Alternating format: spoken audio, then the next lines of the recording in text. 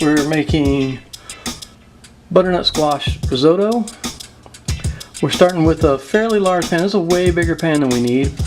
I'm looking for a large surface area though. It helps cook quicker when you got more burner to work with, more hot pan to work with. Drizzle of olive oil, tablespoon of our garlic butter. Let that melt. Butter melted, quarter cup of white onions, fairly finely diced.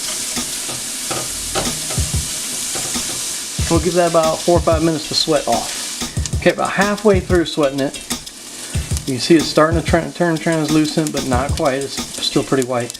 We're going to go ahead and hit our cup of Brunoise butternut squash. Now, we're not looking to cook the squash, we're just starting it off. It's going to cook along with the risotto, so it'll be in here for about 20 minutes to half an hour. Again, medium-high heat, just keep going until those onions get translucent and you can see through them a little bit. Now, just before our onions start to turn brown, we'll go in with the 1 cup of arborio rice. Now, a cup is really not a lot. It's probably only going to feed 2. Maybe you can stretch it out to 3. Maybe you can stretch it out to 4 if it's a real heavy side dish night. But this is really going to be about enough for 2 people. And we're just going to let that rice sit in there for a couple of minutes and get some of that butter up. And then after a minute, I'm going to hit it with 1 cup of our reserve butternut squash. That's where we made that pureed butternut squash. So I kept that water from that. And I'm going to bring this up, let this sit at a medium-high, and just let it start to simmer. Okay, so I let the risotto come up to a hard boil, then turn it down to medium-low heat, just enough to keep it simmering. And you can already tell that's not nearly enough liquid. So what we're going to do is we're going to let this simmer until it reduces by about half. Then we're going to add cup by cup vegetable stock. And we'll keep reducing it by half and adding another cup until the rice is completely cooked. Now, part of what makes this rice so creamy is that we don't rinse this rice before you put it in the pan. It's got all the starch left to it. That's going to help to thicken up the sauce and make this a really creamy rice. And you can see, because of the size of my pan, so much of the risotto, so much of the water is touching that heat that it's really going very quickly. It's almost reduced by half already. So, 1 cup of our vegetable stock. Now, vegetable stock wasn't hot, so it's going to have to rebuild that heat, and that's fine. That just slows down the cooking time and helps us control how fast our risotto gets done. And our squash. We don't want our squash to fall apart. And it should be fine. It takes a while for that squash to cook through. We've reduced by half again. And our rice is not nearly there, so half cup of vegetable stock. Because as we get closer to it being done, we want to not put quite as much stock in there. We're going to boil this one down until there's probably only about 1/4 of it left. So far, 1 cup of risotto, 2.5 cups of liquid. Okay, we've been reduced again. Just take a little bit of that rice right into your hand. Check it out. Still a little bit chewy and crunchy. So let's give it another half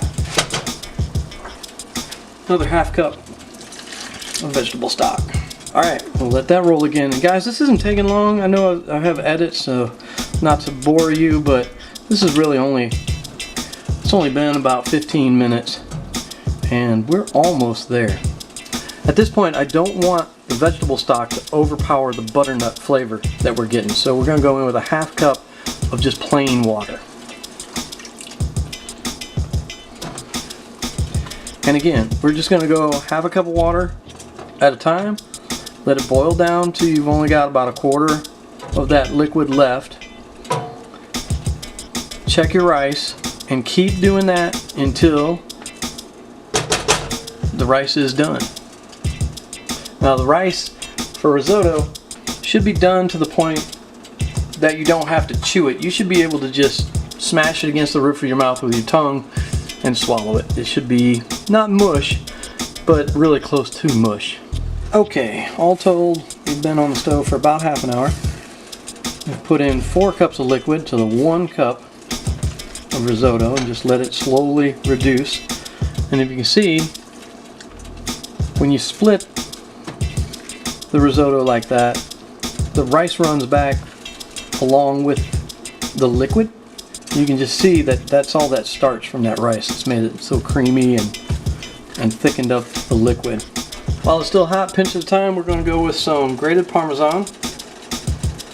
Pinch at a time, incorporate it. We're still at a medium heat. About a quarter of a cup of Parmesan, pinch at a time. You can go a little heavier, go to a half a cup if you really like Parmesan, but I'm really trying to let that butternut squash be the star of the show here. At this point, I'm going to lower the heat between low and medium.